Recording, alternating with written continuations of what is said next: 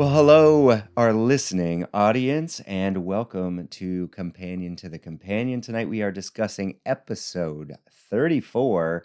It is 12/7/95 at the Niagara Falls Convention Center in Niagara Falls, New York. And welcome Ian as well. Hello. Hello, how are you? Hello.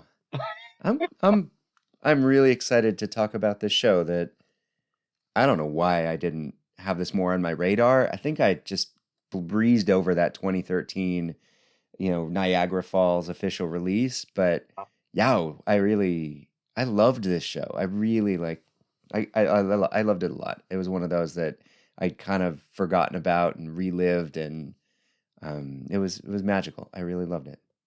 Good. All right, great. Well, I'm Yeah. feeling fiery tonight. I also enjoyed the show, and I've been listening to lots of Phish, so I have so much information that I can't wait to spit out of my head, Oh, uh, good. or at least opinions. Um, Yeah. Well, we yeah, like a good opinion here. That's our thing. I did really love this show too. Although it sounds like maybe you liked it more than me. Well, I guess let's discuss and find out. Yeah, yeah. I guess I just think the last few were good, but kind of like there was a lot of draggy moments, and Right. this one had some awkward choices, but I loved it. I love the song selection. I Overall, there's a lot to talk about as we dig in, but the band is really finding ways to really play well together. And there were moments where I thought Trey really held back. He was approaching things really differently. He was trying different effects. I know he was on his Leslie speaker a bunch of times to good and bad effect, I thought. Right. But it was great, and the band interplay, everyone stepped up. It was a real everyone show. I didn't feel like there was a standout musician. They were all standing out. And it was their only show ever at this place, which sounds like a, I don't know, 1200 seat basketball arena in Niagara Falls. And a lot of people talk about how it was Phish in their prime and this great time to see them. And you can go watch some like real shaky, grainy audience video that I think really adds to the vibe. The stage wasn't that big. They seemed very into the show and into each other and focused. And it was fun to watch little parts of it too. And this kicks off what in the Phish Companion, which our podcast is about, this kicks off another one of those best week of Phish question marks paragraphs.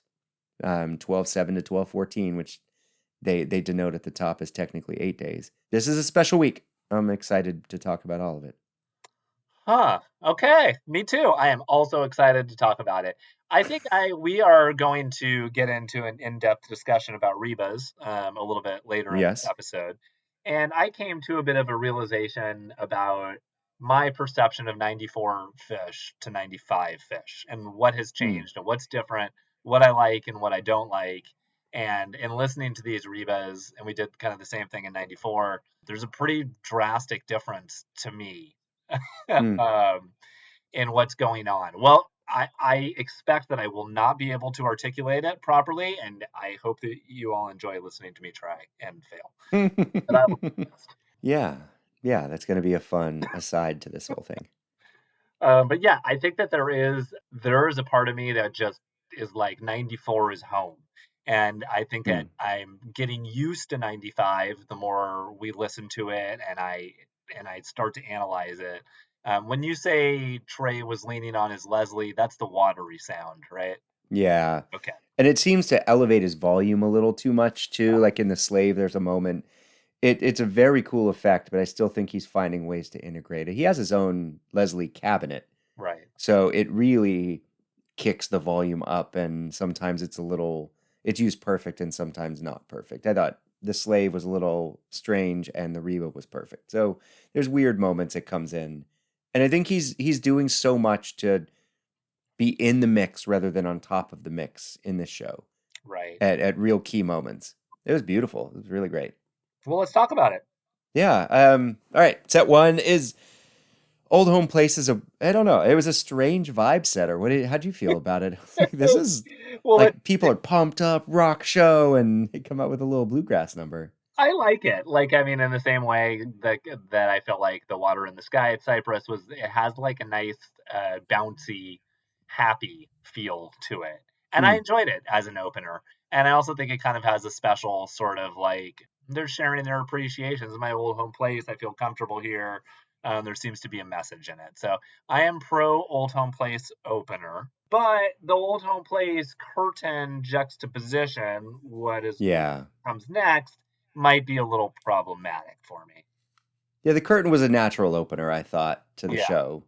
An old Okay. home place could have snuck in somewhere a little later, but nonetheless, everything was well played, and Uh-huh. it was just an exciting opening all around. Yeah, and Like the right curtain. away, stylistically diverse. Oh, for sure. If this show is nothing else, it's stylistically diverse. Oh yes, It is all over the place, and yeah, there are yeah, some crazy moments to it in terms of flow. Um, yeah, but yeah, the curtain was very well played as well, and it just kind of yeah, slams into ACDC bag. ACDC yeah. bag gets us our first sort of improvisation of the night. Yeah. That's where I felt like the show kind of kicked in. Yes, for sure. Everything was fine, but the ACDC bag, you're like, oh, this is great. This is going to be.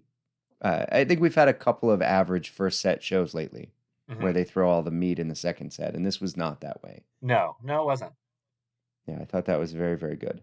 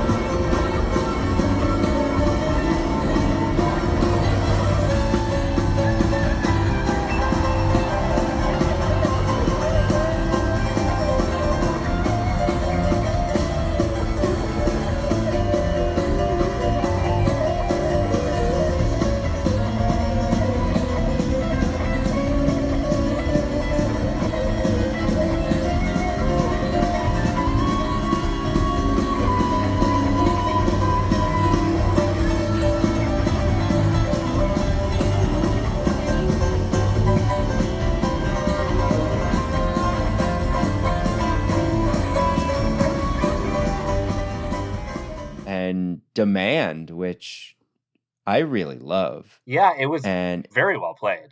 yeah, and have we covered a Demand No, on this yet? I don't know. no, I don't think so. It's very atonal and cool, and the lyrics are wonderful. It really, again, the stylistic diversity standing out. I thought it was great. Yeah, And me too. I loved the demand. It's a great like little Fishman showcase song too. He's just got mhm, like such cool moves in it. So I really enjoyed the demand. The ACDC bag got like a little weird, like for like in a good way, but it gets a little mhm, gnarly and it explores a little bit compared to like the '94 ACDC bags where they're just kind of straight up. They just kind of go yeah, straight up and gets real intense. This one actually took its time in the middle, and we get mhm, like a couple of extra minutes of I don't want to say noodling, but we'll just say they're surfing the wave, I guess. yeah, It didn't have quite as like big of a peak maybe as some previous ones, but it was super high energy, and I thought it was what the show needed at that time. So I didn't get to say, but I approve of the ACDC bag into the demand. yeah, Nice combo. yeah, yeah, yeah. Better than the old home place curtain combo, I think. Touche. And then Yeah, we then we get to the yeah. Rift. Fish is a very tight band at this time, and Rift is requires a tight band. How do you think they did? I thought it was there's a couple songs that are played at I think the peak of their speed in all of Fish's career, and this is peak Rift speed. This was precision at this speed, but oh my god, it was amazing. I wrote patience and accuracy at speed. Yeah, Like there was a calmness and a gentle approach with such a just driving rhythm to it. It was cool. right. Again, yeah. I do feel like the demand kind of crashed into Rift in a way that like I don't know. It would have been nice to have like a little something at the tail end of demand or something. I don't know, maybe I'm just kind of used to hearing it with the split jam. Yeah, My brain just are wants a we split jam on it. we're going to be done with Rift now. Yeah, Like we're entering the period where it's gone forever, right, I think. There were some decent ones played later, but I would say 94 was probably the last year that Rift was a masterpiece of perfection. right, And I'm sure there'll be some in 95 that sneak through. But after that, it kind of, I don't know. I don't know. It's never been the same. right.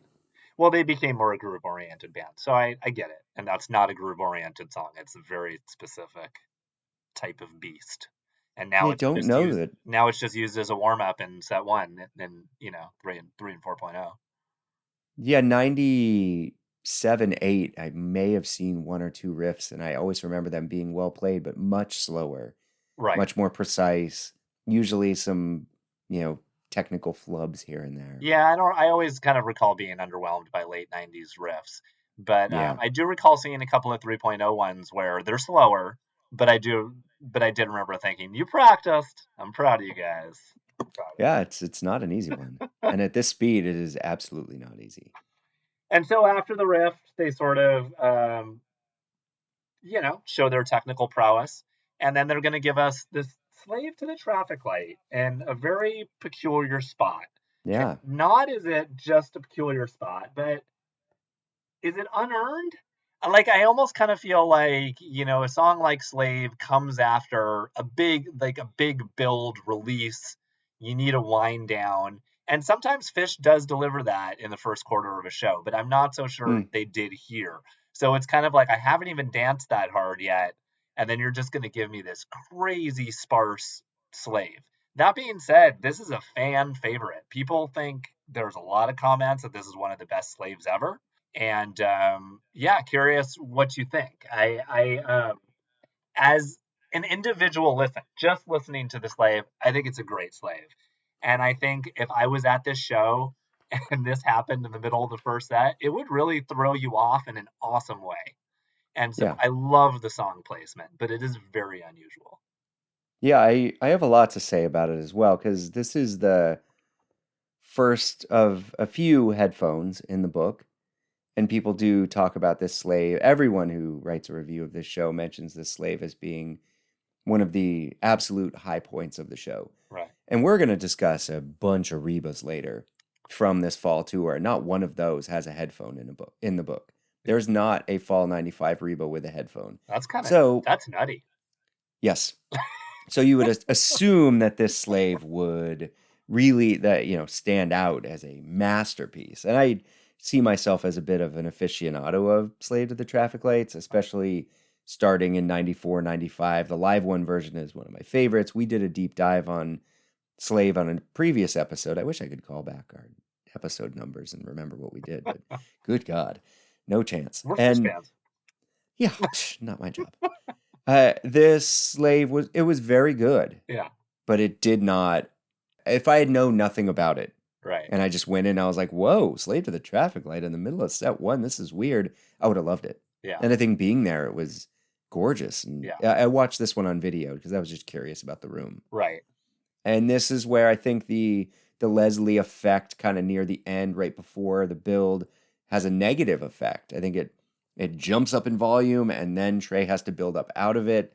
The Right. build is nice. It's very patient and beautiful and more of that attempt at band woven interplay, which will become their real signature sound moving forward. But it was I don't know, it was okay. It underwhelmed only because of the hype. Right. And it wouldn't have underwhelmed if there was no hype. And it wouldn't have underwhelmed in the moment. In the Oh, moment, absolutely not. yeah, it would have been shocking. And then when that Slave was over, you would have felt like you already had your money's worth and you were in the middle of the Oh first set. yeah. I mean, amazing. So I'm yeah, it's an Yeah. awesome move. They knew what they were doing, and it is a Yes. cool Slave. I do think like the composed beginning section is really sweet. It's really great. Yes. And then it just goes crazy sparse once the jam starts. I love that part. Yeah, It's I mean so it the is just room you just feel in totally. there, it's nice. They were soaking And in that room, like just kind of yeah. wallowing in it, and that is really cool. And then it takes a bit to build up, and it has a really lovely build, but it's not quite as epic and quite as moving as, I don't know, to me, as some other slaves. Yeah. But Yeah, still, it is a still very, great. very good, though. Yeah. Very, very good. Everyone should listen.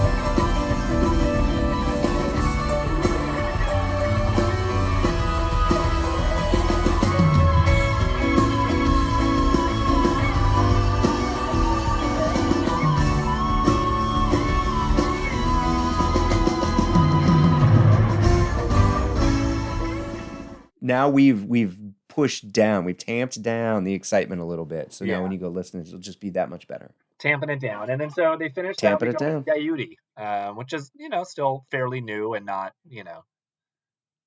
played that much, I guess. Although this was its heyday, I suppose. Yeah, it was 95 and happening more and 98. more. Yeah, 95 and Yeah. 98. Not a big fan of this version. It was a little sloppy.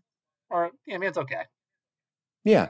I think it's compositionally difficult, and I think they do a good job. They make it through. The ending, I liked the ending a lot. The ending was good. Uh-huh. It's Gaiuti. I still think it's the new song at this point. Yeah. I think coming after Slave, you giving someone a lot of composition is a good move. Mhm. So set list wise, I liked it. I liked it more than the bouncing that follows, which was kind of not. I mean, it was note perfect, pretty and stuff, but if it went Slave bouncing, I wouldn't have been as happy. Right. Okay. Fair enough. I think it Yeah. is an interesting mix of strange or pop song choice composition, strange or pop choice composition. They kind of it's a set list that was an oddly written. I think both set lists are very oddly written. Maybe on purpose. Maybe it was let's put some weird songs together and approach this in a different way. Right. And I think it yielded some really fun results and different takes on the songs than we're used to. I agree. Yeah. That's probably what kind of sets this part aside from the other amazing shows this month. Nice tongue work. Thank you. You guys can't see what I see. This is nice. He's married, guys. Let him be. And then Bounce In, and then Possum, Yeah. which I not my favorite song usually, but I loved this one. It's great. This was more of the band, like it was Trey was pulling back a lot. It was a lot of great full band interplay. I enjoyed it a lot. I agree. It was classy blues, and Yeah, and some and yeah, patience. not quite as obnoxious as '94 style. Mm-hmm. And Mm-hmm. they're working the room, so it kind of has these sort of more calculated, kind of slower builds. I don't know about my analogies tonight, Sam. This is going to be Calculated questionable slower builds. I like I like calculated slower builds. It works for me. Okay. But But yeah, that, it wasn't it didn't feel rushed. right. They weren't jumping into it and shoving to the big peak. It took its time. And It's every single band member, it's a lot of times in this show when they take an 8 or a 16 bar phrase, instead of one musician pushing a solo over it, they're really interplaying and sharing little mini bars within those bars. And there's a lot of finishing phrases, there's a lot of starting phrases for the next bar. It's very, very big ears music. And I thought it was showcased really well. It kind of started in the AC/DC bag. The Slave, it was really, especially the quiet part of the Slave. And then I thought this Possum, it really sets up the second set as, the kind of improvisation that we are looking for. right. And I think being at the show, being in the moment, this one was a headphones on for me. I thought listening to it in the car or, in other places was fine, but with headphones on and eyes closed, it really the improv in this show really did it for me. It's true. And I think 95 might just be one of those years that maybe functions a little bit Yeah. better on headphones because there is a lot of, it's like layered and big to fit the arena, but there's still a lot of subtleties and nuance in the background Hmm. that I think, I kind of struggled with some of the audience versions. That's why I think the soundboards are nice and they're especially great on the headphones. But I did make note of a couple of jams in the second set that they were headphones needed. Yeah, I think we're going to be, when I mix audio into this, it's always audience versions. There's going to be some rough stuff. I didn't even listen to the audience version of this yet, and I will be as I'm mixing this now. So good luck, everybody. I don't think it's that bad because I do remember listening to this Mike's Groove when it was, Hmm. before the release and still being incredibly moved by it and just thinking like, Good. wow, that was nuts. So I think the magic will still be there. So yeah, the Coyote Bouncing Possum is it's good. I don't know. Like I don't know. I'm probably a little bit less plussed by it than you, but Yeah. solid set. Yeah. Yeah. The Possum was fun. And then the only Fish show ever I've read in a few places to close with a cappella songs first and second set, but Hello My Baby to end. Okay. So, again, interesting choice. Was the room calling for a cappella? Is a 12,000 seat echoey basketball hockey arena calling for a cappella? I don't know. And maybe it's a way of the band really keeping themselves together. Who knows? But Work. I thought good first set. Yeah. Not life-changing, not mind-blowing, but really good. Lots of points. I would listen to all of it if it's me. If you got the time, do it all. If you're going to skip a couple things and listen to just your favorites, sure. That works too. Yeah, but But when definitely we, rock the AC/DC Dag Demand Rift Slave. You don't want to miss that. yeah, that's fun. Okay. And when I finished the first set, I was worried. I was like, that was really fun, but I don't, Right. the second set really better deliver, which the last couple shows, it has, but I think this one delivered for me a lot more.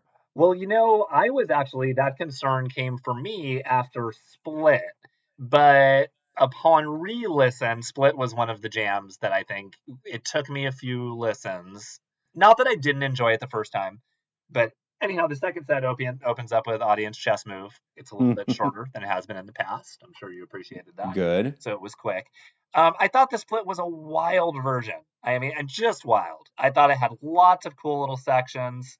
I'm not sure if it ends up coalescing into something epic like I would expect out of a 17-minute 95 split. But that being Hmm. said, I do think there are a lot of really awesome moments in it, and there's tons of improv.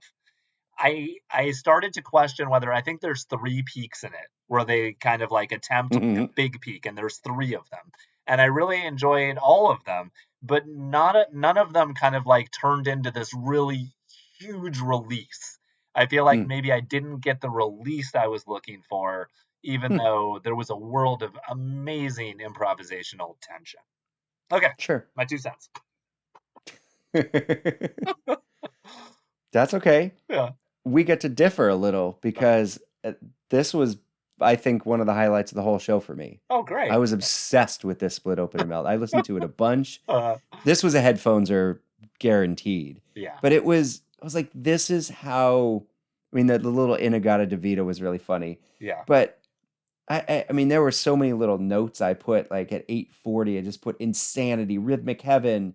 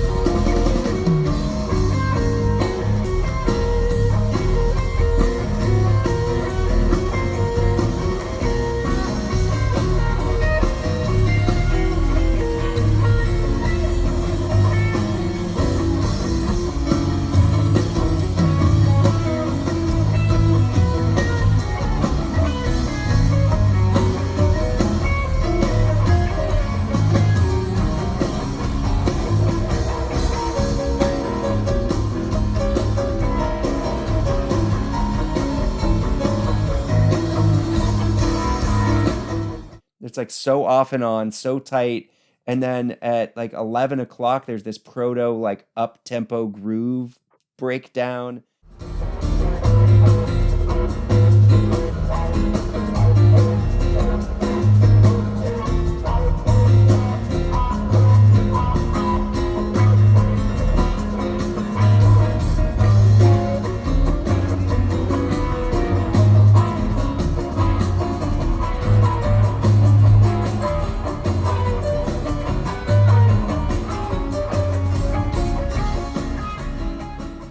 And it said it was a psychedelic juggernaut. Like it was just huge and massive, and it really did. I think if you don't really focus entirely on it, it's not going to be great. It really requires your attention. And the more times I listened to it, the more I loved it. And Yeah. the humor at the end was so tight and so funny. I think that I thought it was peak Phish. I really loved it. And I think peak 95 Phish, I should say. Right. It was so out there and so strange, but still so many moments of it that you could grasp onto. They were Right. just short lived. And it was a million ideas at once, but they were all keeping up with each other. I loved it. And how do you compare like a split like this to some like a peak split from 94? Like what do you think the differences are? I think 94 they're more Trey led, Trey Fishman led for sure. And they're going out on these out there rhythmic branches or sort of guitar led branches and ideas. I think he's driving these musical ideas out there, or he'll hit something strange, or he'll push an idea. And I think this was, again, the whole band was pushing ideas, Yeah. and the listening was bigger. So I think they went a lot of cool directions, but they never stayed anywhere very long, which I actually really, really enjoyed. Correct. Yes. Yeah, It, I it, guess it kept that's my OCD brain was so happy. right. And I agree it was. I listened to it 3 times and each time I listened to it I liked it a little bit more. I And I never loved it. got bored. Yeah, and I loved it all 3 times. I think that there is something I guess what I was going to say about 94 is there does seem to be sort of like you're kind of going up and then you plateau and up and then you plateau and up and you plateau, up and plateau until you go like all the way up to the top when this was much more of like a really improvisational pocket jam where they were kind of Sure. like in that mode of split open and melt dissonance, but they were exploring pockets and listening to each other. Uh, and yeah, I mean, I think for that reason, it is a very interesting improvisation. So I've convinced myself that I Yeah. love it. What a great version. It to me it felt avant-garde painting. Yeah. It felt you weren't painting with intent and strokes. You were painting with pure emotion. Right. And the results can be very, the results can vary. Yeah. They can vary, and they can be vary.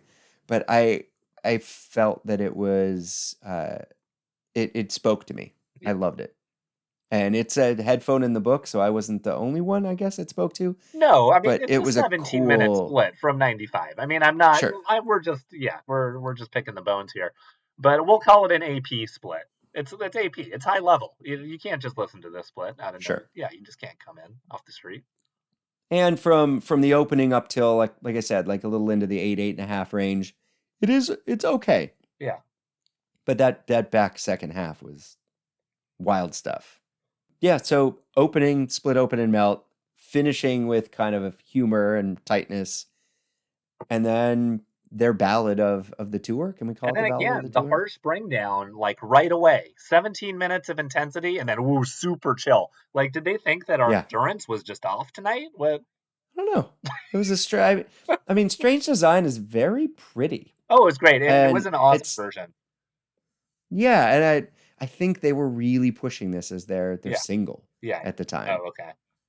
And like sliding it into this spot, they just, cracked your brain in half and now it's like, here you go. Here's a little, our little pop piece. And it's very warm and the harmonies are really 95 was a good singing year for Phish. Right. Yeah. It really was. Their harmonies were great in this. And that's the biggest complaint I get from people I play Phish for. Like, yeah, Well, it's funny you should like say that when we're about to discuss this taste, but well, you can, but I these none of these men are natural born singers, yeah. but they sing professionally and they do it with hard work. They do it with, the voices they were given and they do a great job. And actually, I think something that's evident in this taste that we're about to discuss is that, yeah, I could totally agree, but I think they are some of the best vocal arrangers for rock Sure. music of their generation. They're so good at arranging the vocals, and they have Yeah. such great creative ideas. They can't always pull them off. And I think that that kind of happens in this taste. So this is an early version of taste, and it's not quite there yet. And there are some sections that obviously need to be removed. But that being said, they are really cool to hear because you can hear the thought process behind the composition about how Trey wants to take every little part of a song and make it way more complicated than it needs to be. And that's Mm, kind of that's his thing, to make it more complicated than it needs to be. And Taste sure. is already so complicated. And there are some vocal harmonies and some like sort of rhythmic parts that go with it that are just and really bring the song down. They really drag it down, Yeah. I have to say. Ooh. But I'm saying Ooh. but the Ooh. idea is so good. So I Yeah. feel like that this is a really good, just a good example of overcomposing to their abilities, I suppose.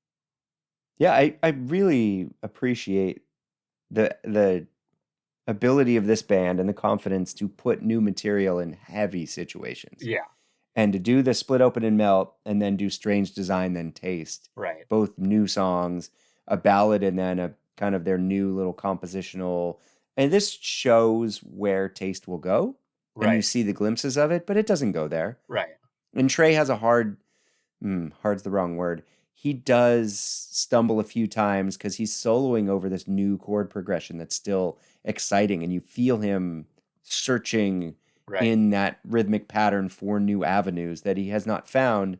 And our ears here, why isn't he just doing the thing he always does, like 97, 98, Right. where they are just destroying this song, and Yeah. he is so confident with the melody of those chord changes and soloing over the changes.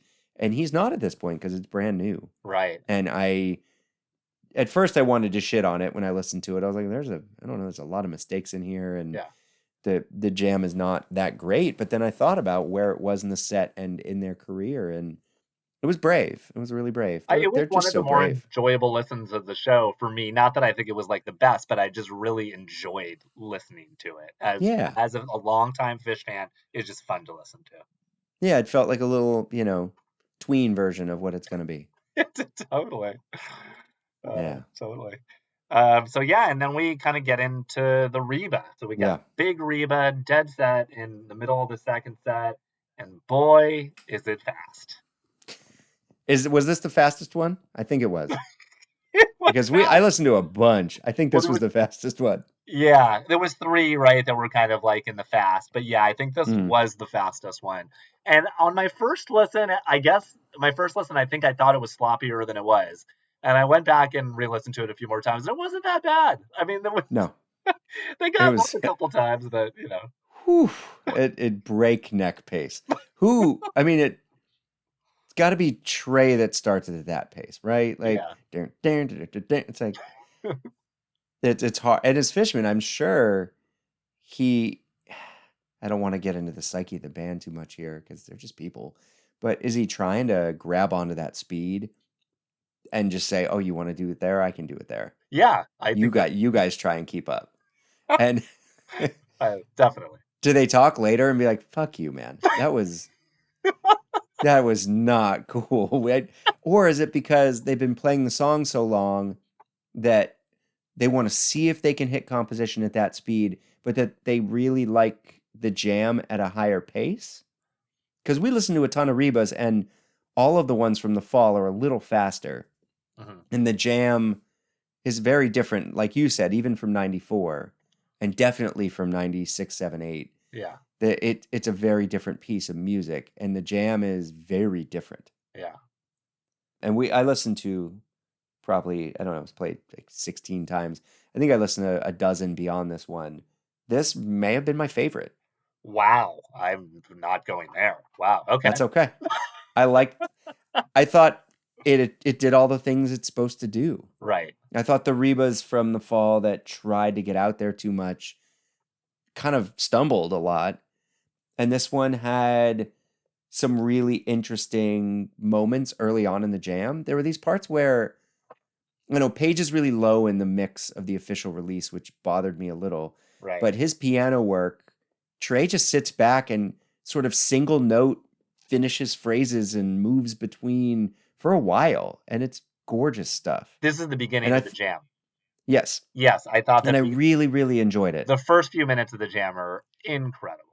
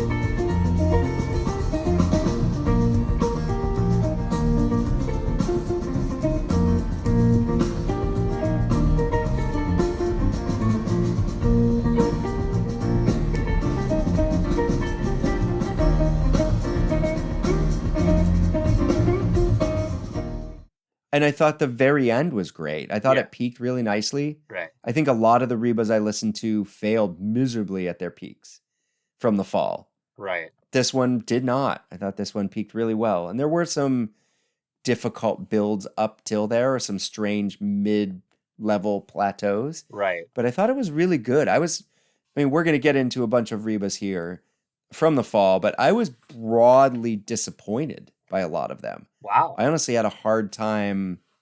I enjoyed them all, but I was expecting it, a couple to really head and shoulders above everything else. Well, I broadly And enjoyed all of them, and I think this might be good. our last episode. I'm Okay, kidding. that's fine. I am so busy. We don't have. Uh, but really, like I liked them all. Yeah. I'm a big Reba fan, and Yeah. I think when I think back to some of the Rebas we've heard, like the Schnitz from '93, like there were some Rebas that blew my fucking mind. Yeah. And I know '96, '7, '8, there's a bunch that blow my fucking mind. And so, and in '94 as well. So really had high hopes for this. Right. And I think I was just mildly let down. I Okay. still really enjoyed a lot of them.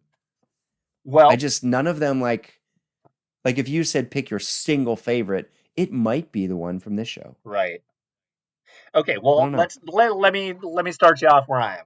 Let's Yeah, go we'll get into it. official release 10/21/95. Okay. It's an official release. It's a very tight. It's a really tight version. Very well played. It's also fast like this one. It's a little bit more traditional. Has staccato. Has trilling. All my favorites. Really like that one.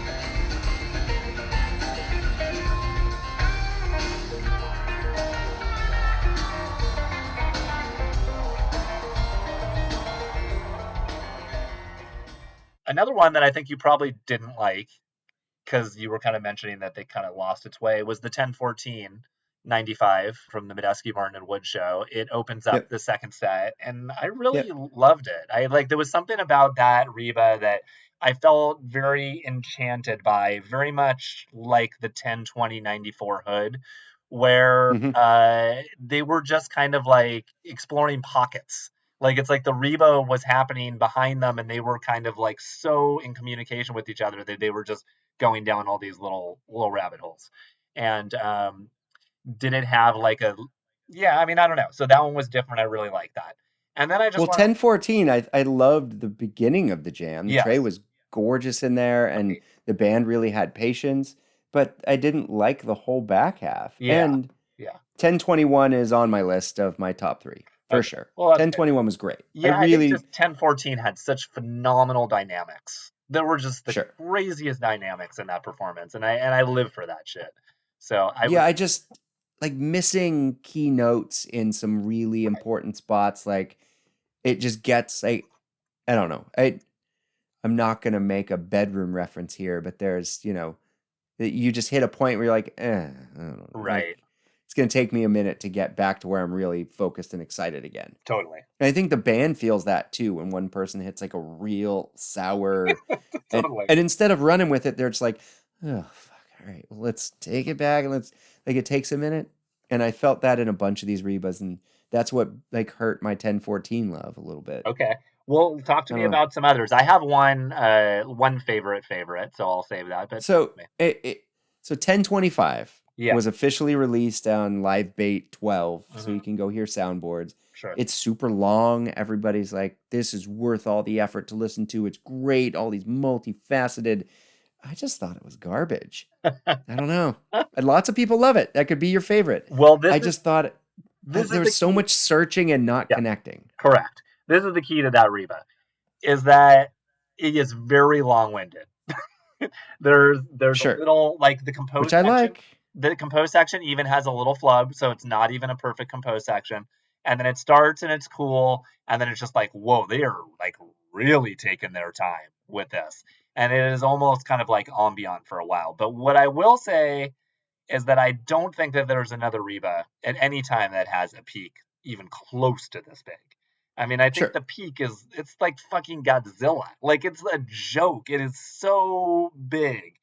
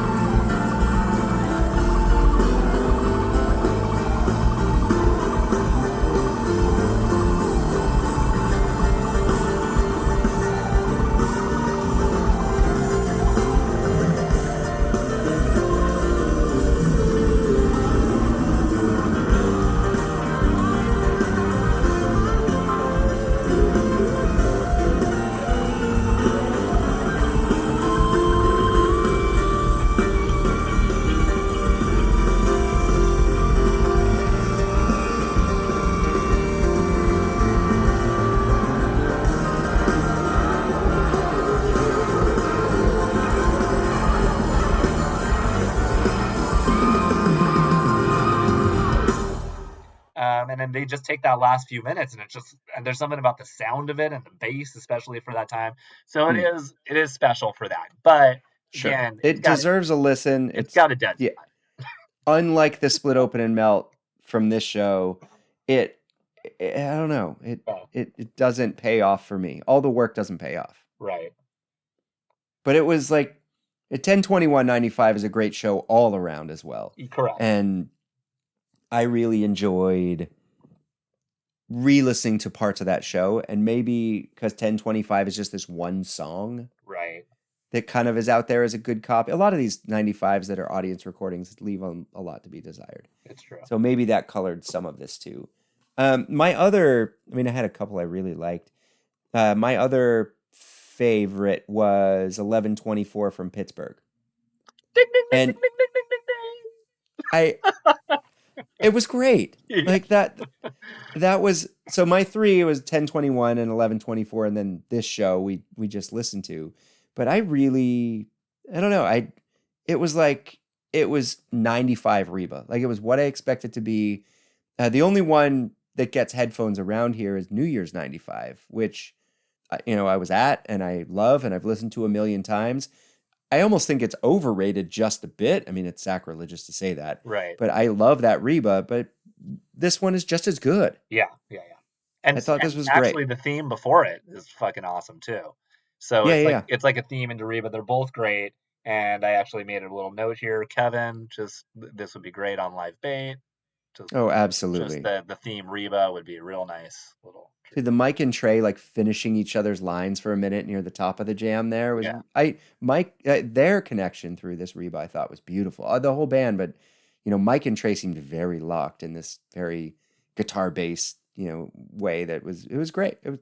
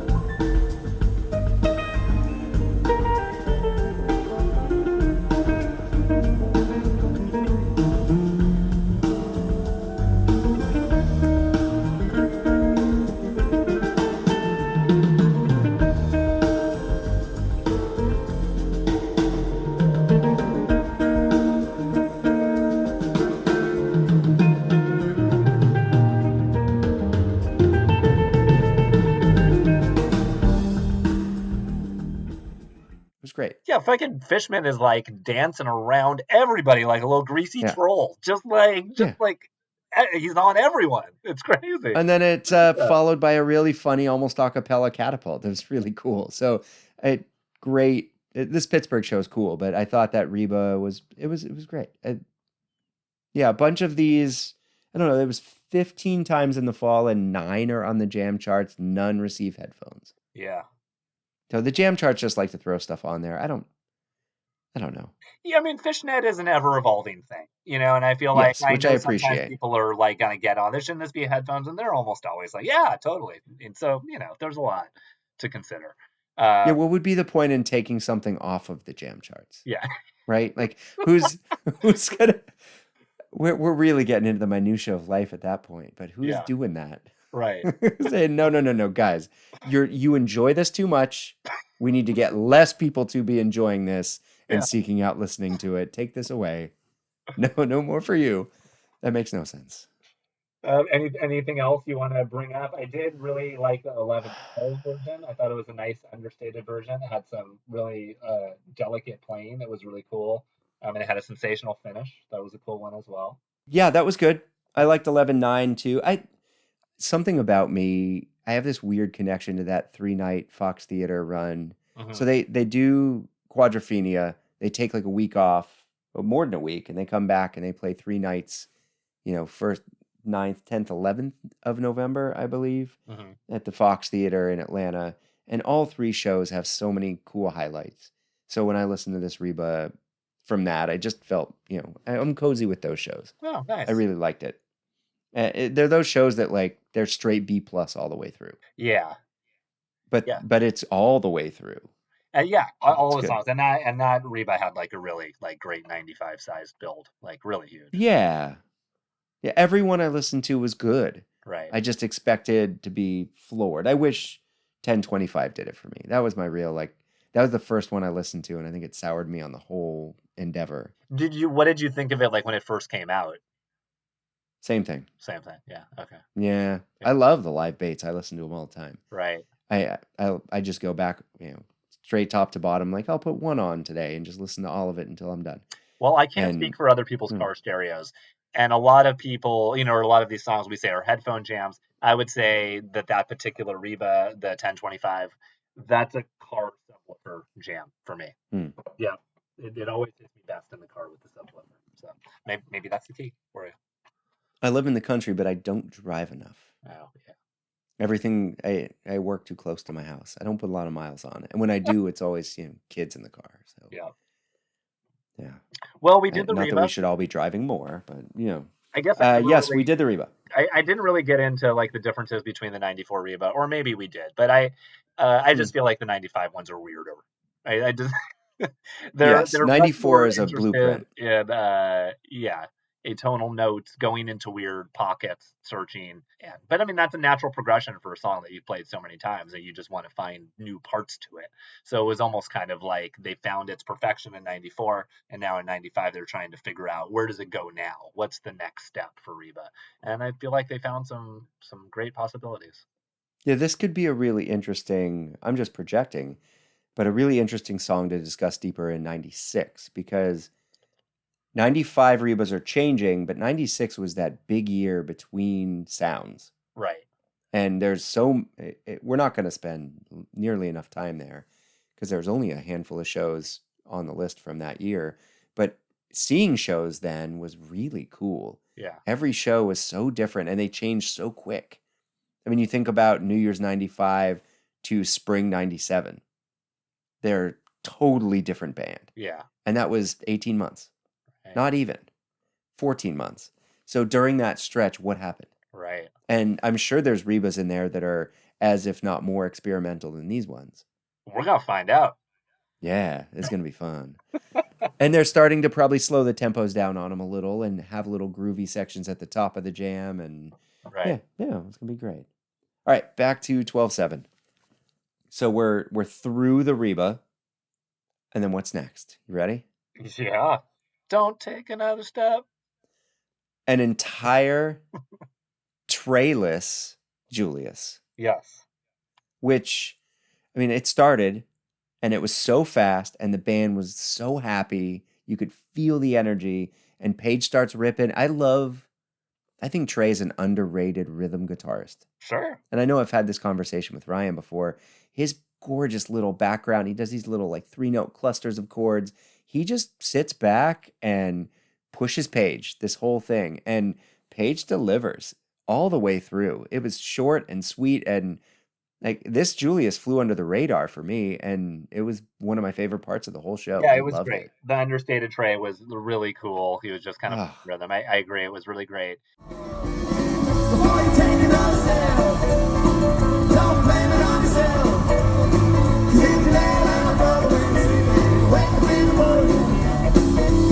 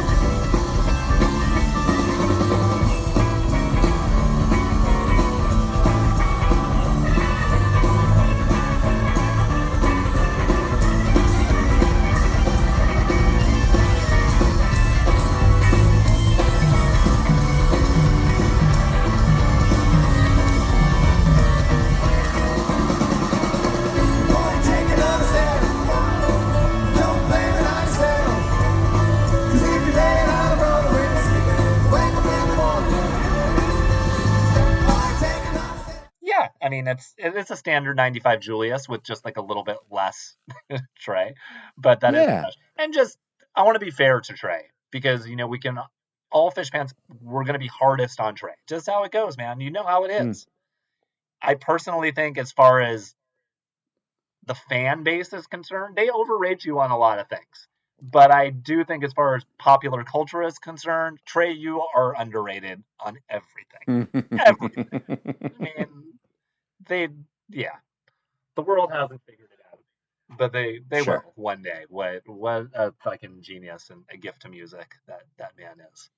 Is it the like stripy, puffy hammer pants with the Pepe Le Pew cutoffs Yeah, shirt? Is that that's the Trey look right with the there. mop top? Yeah, that's a look. I don't know the shoes, but I'm just guessing some sneaks. But yeah, Yeah. looking good. All right. Well, yeah. So the Julius was great, and yeah, just And then flew talk to by. me about this next duo here. This was a very strange The choice. Sleeping Monkey These Sparkle. next two, yeah, the Sleeping Monkey Sparkle. What do you The think? Sleeping Monkey Fishman messes up a little bit, but it's funny. Hmm. The solo rules, like always. Solo's great. I Yeah. mean, this was more like you said, a strange setlist choices in the show. Yeah. And then I have seen that Reba, then the Julius, Sleeping Monkey, I would have been, this is weird. Are they going to end the show now? This doesn't make any sense. Right. Then Sparkle, I just would have been standing there with my arms crossed. Like, are we Right. serious? Are Yeah. we really doing this now? Like, are we going to do Sleeping Monkey, Sparkle, Lights Come Up, and then Rocky Top? And then I go that would home? have been crazy. Yeah. I'm like, what the fuck is this? It would have to be a Yam, a Bowie, or a Mike's Groove. Yeah. So yeah, we can breeze the Sleeping Monkey Sparkle, I guess. Although these Sleeping Monkeys from 94, 95, these solos are just amazing. This is where we tip our hat to Trey, but yes. Yeah, it's great, but it also is just like, it's the same sort of thing where it's just a lull in the show, kind of like in the same way the Gaiuti Bouncin' is, or the, the Strange Design Taste. It's like these little lulls in between these incredible performances, which is fine. And it just makes it unique, but I think that's how I perceive it. But I think the Gaiuti earlier was attempting to work on their, new masterpiece of composition. Right. And I thought the Strange Design Taste was rolling out new material and big heavyweight spots of the show to kind of work out in front of a huge crowd what they want to do with this new material. But Sleeping Monkey Sparkle is a little bit of a kick to the nuts. That's true. The proverbial nuts, but the nuts nonetheless. Right. And then the second of the Mike's Pogs. The better of the two. Pretty good. Yeah, pretty good. It's pretty good. So I would say it's not as intense as 12-1. It's leaner. It gets there faster. Has a longer groove section.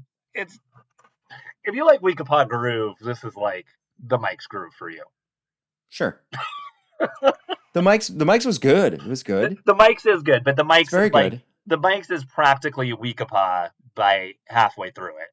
Sure. So there's not as much Mike. So I listened to there's a live bait Mike's Groove from around the same time. God damn it, go to just live bait. I think it's like on live bait 14 or 15 or something like that. Sure. And I listened to it, and it's much more Mikesy. Like, it's more spacey. It's like noisy. It's brash. This one isn't as much that. I don't feel like. This is rhythmic and fun. Correct. And dancing. Euphoric. It's more cathartic than dark and evil. Yes, it's very euphoric. And I think the result of this being kind of upbeat and then leading into the Weekapaw properly with a fucking key change unlike the last one. And it was perfect. Very, very well done. Very, very well. Yeah. I mean, the few minutes leading into Weekapaw at the end of the mics was great. I really liked that a lot. Right. You can't not like that. Yeah. And then the move into Weekapaw was great. It was a really nice jam right off the top. Everyone's holding back and giving each other space. And then it breaks down into kind of nothing in this dark, brooding, beautiful, like psychedelic out there. It's in the book, so the Mike's gets headphones, the Weekapaw does not. That's a shame. But then they call after it a digital delay loop jam, which I hate denoting. It's just fucking Weekapaw. Come on, guys. I'm rarely gonna insult the book, but like just putting words in there to put words in there. Yeah. We're all gonna go listen to this. You don't need to name it something fancy. Yeah. But I thought that the end of the Weekapaw out of the show was so cool. Yes. And the fact that it goes from this dark, insane, psychedelic realm into an a cappella Amazing Grace was just like, that's best band ever moments. You know, that's that makes up for the Sleeping Monkey Sparkle for me, is this Mike's Weekapaw. It really does. It's not, I'm not going to listen to it every day of the week. It's not like I listened to it and instantly hit play at the top again, but it was great. Yeah. It really was. Yeah, I mean, it's one of those jams that, like, it's all by itself. It's getting this show to, it's almost to the 100, just on that jam alone. Sure. It's not going to get it all the way there. It needs these other jams to get there, but it's getting it partially the way there. Yeah, it's a 9 out of 10 right there. Yeah, the way the Weekapaw takes like a really sharp left turn at 7 minutes, and then it goes into like Trey's mini drum kit jam, and then it Hmm. goes into the digital delay loop. But it's not a pure Trey digital delay loop. The whole band is playing with him. Mike is doing some awesome shit, and he's Yeah. Yeah. improvising Yeah. like crazy. And then it kind of transitions into what I would describe as like it's like story time Phish. It's like what they play during narration in Colonel Hmm. Forbin's at first, where it's like kind of sound effects and they're improvising with each other. Swells And and then yeah. it just starts swirling and getting big like a fucking snowball, Yeah. to this point where it just starts, it just gets more and more dissonant until, yeah, until it just kind of melts away. And it's so fishy wonderful. I love it. Yeah.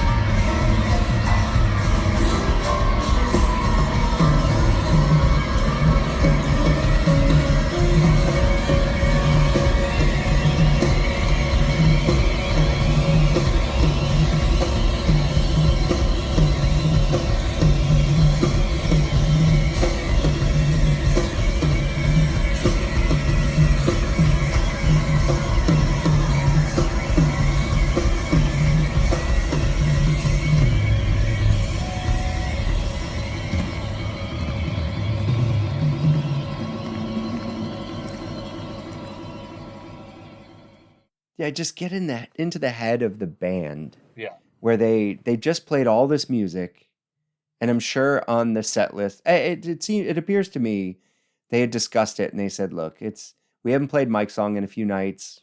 We're gonna end set 2 with Mike's Weekapaw. Yeah. We're gonna fix what we fucked up last time, guys. We're gonna change keys, but we're also gonna move from Mike's into Weekapaw. I think you feel that intent that they get into Mike's, they know they're gonna get to Weekapaw, so it has a Weekapaw-esque, bent to it. Right. So they're pushing through, and I think all of them subconsciously know where they're going to land the plane. So they're already driving, they're flying to that destination already.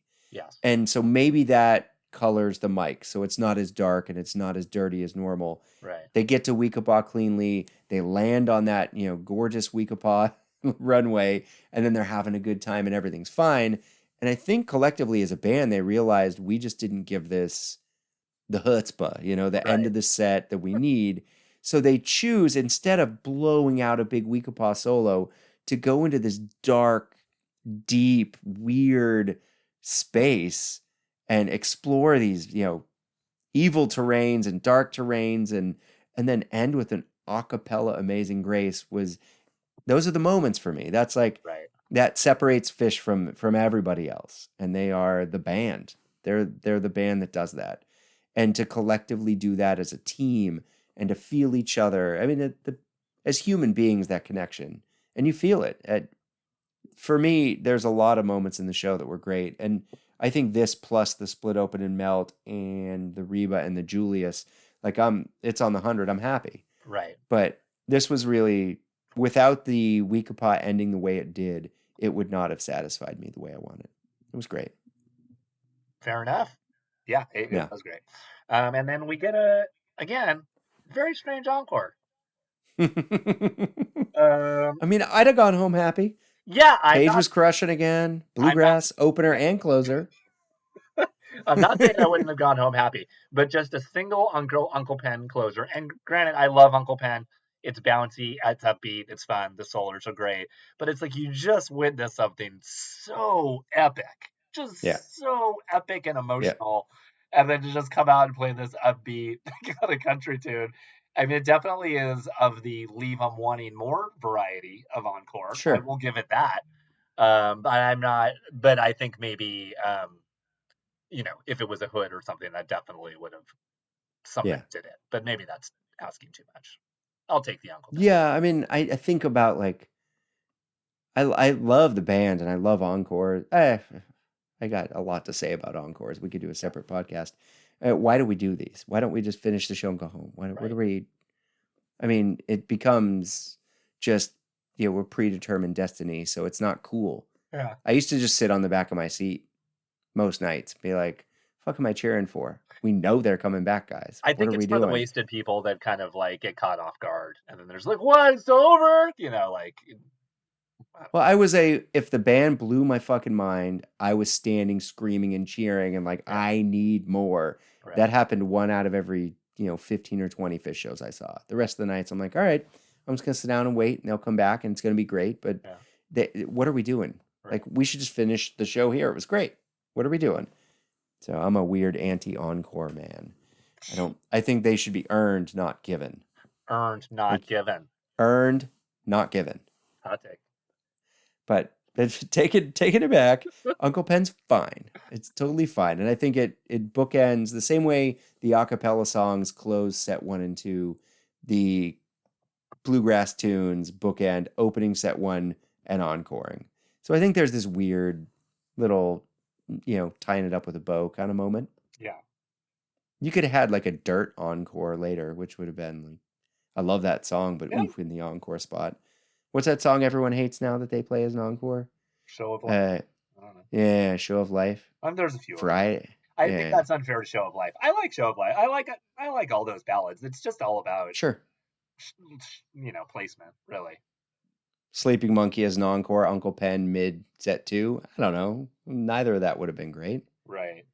I thought Page's solos were great in Uncle Pen. Let's give Uncle Pen some due. I agree. His solos were beautiful. He's a very good player. We're gonna be fine. Yeah, I think the show deserves to be on the 100 for a lot of reasons. I think that I probably could find another show to push it off, but I think we're pushing a lot of, 95 shows off the list right now. Yeah. So, I don't know. We'll see where we end up, but I like the show a lot more than I thought. I liked it exactly as much as I thought it was going to. So good. I think I win because I was right. I think I liked Fall 95 Rebas less than you did. Right. So I think you win twice, actually. Oof, yeah. But I'm okay being down 2-0 is fine. I get guilty about being the winner. I like other people to win. Let's call it a tie. I did want to address the Mike's Hydrogen Weekapaw from Live Bait. It's on Live Bait 17.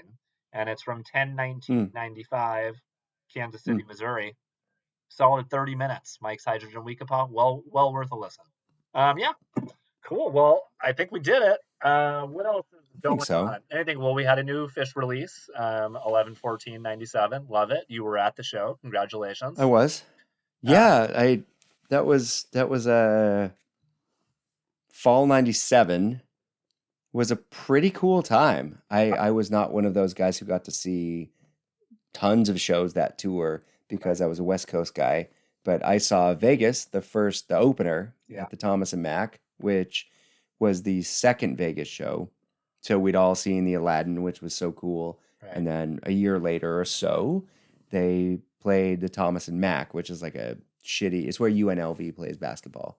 We ended up seeing a lot of shows there, you more than me. And that show blew doors. It's underrated too in its own way. Like the Stash, that was the first Black Eyed Katie on American soil, I think. It was Yeah. like it was a big show. And then there was a night off. I think it was a night off, maybe No, it was not. just the very next night, and then you had a night off Ugh, between the two in Denver. Yeah. that was a rough drive to Salt Lake City. Right. Ugh. There was some there's some stories in there. Vegas is Vegas, and we did not get a lot of rest, and I was banged up. But we got to Salt Lake City, and it was cold as shit. I remember standing outside of that venue, just freezing, and we went in, and it was not full. Uh-huh. It was like half full at the most, and we had so much fun. Yeah. And it. I've listened to all of it since it came out last week, and it's been really, really fun to listen to again. It's a great show. Yeah, there's some moments that I like were a little sloppier than I remember, but wow, yeah, it was. Michael Gordon is a magic man. There was some real bass led moments in that show, and it just was great. I had fun. I'll take as many 97 twists as they want to give me. I can't get enough. Wow, Cannot get enough. yeah, And yeah, I mean, Fall 97 is a little bit sloppy, but that's why it's the abstract expressionist masterpiece that dude. it is. And there is a sort of consistency to these shows that's kind of staggering. In terms of your drive from Vegas to Denver, was there an issue with It was curfew? Salt Lake City to Oh Denver yes, after that. Salt Lake Yeah, City to Denver. Uh, that was a much better drive. okay, I'm gonna That I'm was gonna I'm gonna fine. I'm gonna not bring this up. Edit this out, Sam. I was just gonna say that in 11/14/97, that mid first set 2001 is akin to this mid first set Slave from this show, Right, where you're like, wait a minute. I'm like 25, 30 minutes into the show, and you're gonna give me a 2001 right. In an in arena. 97? Right, Like that was a fucking dance party.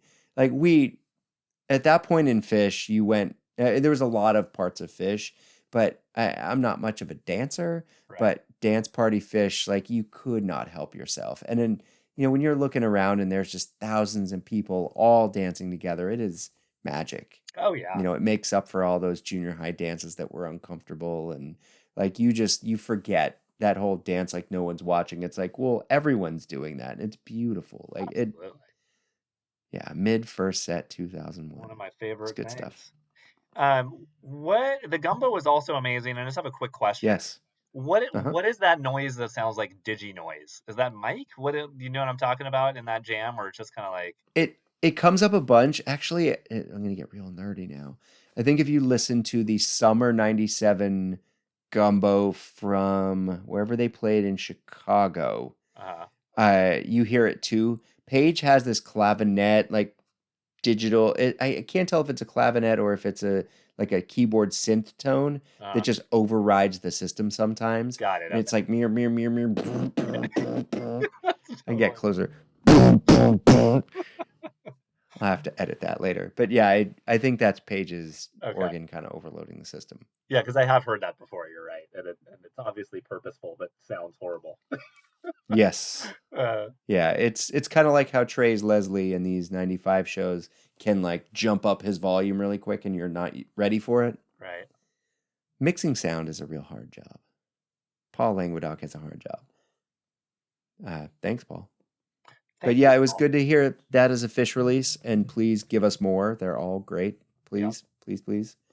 And the next show we discuss is going to be 12/9/95 at the Knickerbocker in Albany, speaking of, please give us official releases. Because I haven't started listening to this show. It has what is the You Enjoy Myself to End All You Enjoy Myself, but that is the only soundboard that you can find is just of that song. And again, I like, I don't want to be nitpicky, but that's like from the archives release, as is the 1020 Harry Hood. And Kevin, they deserve better. These are better than Yep. archive release. They deserve a home in the live page. You're giving us like a 6 out of 10. Come on. Yeah, I mean, these are, Anyhow.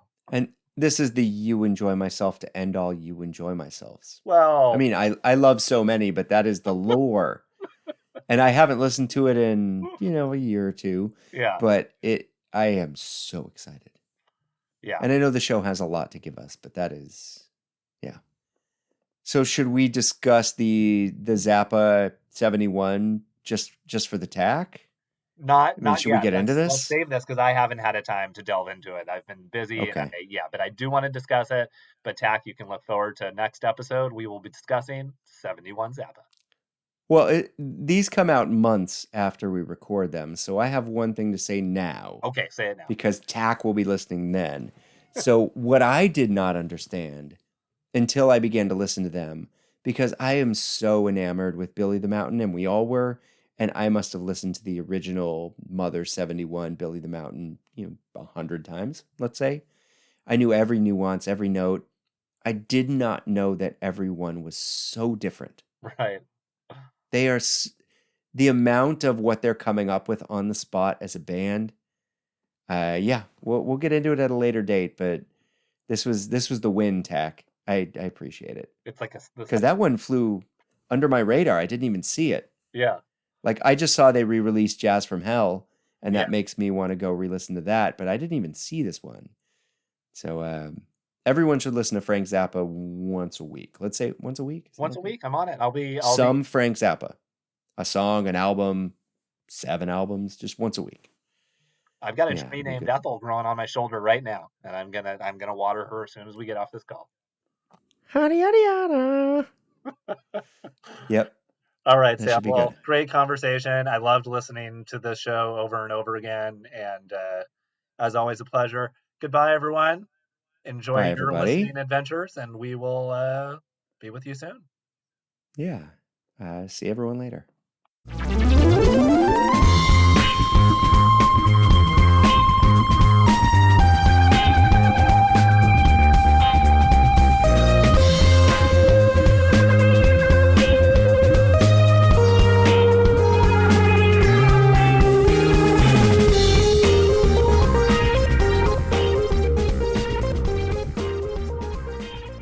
Hello there, friends, and thank you for listening. If you have any questions, comments, concerns, or would like to reach out to Ian and I about anything at all, you can find us at companion2thecompanion@gmail.com.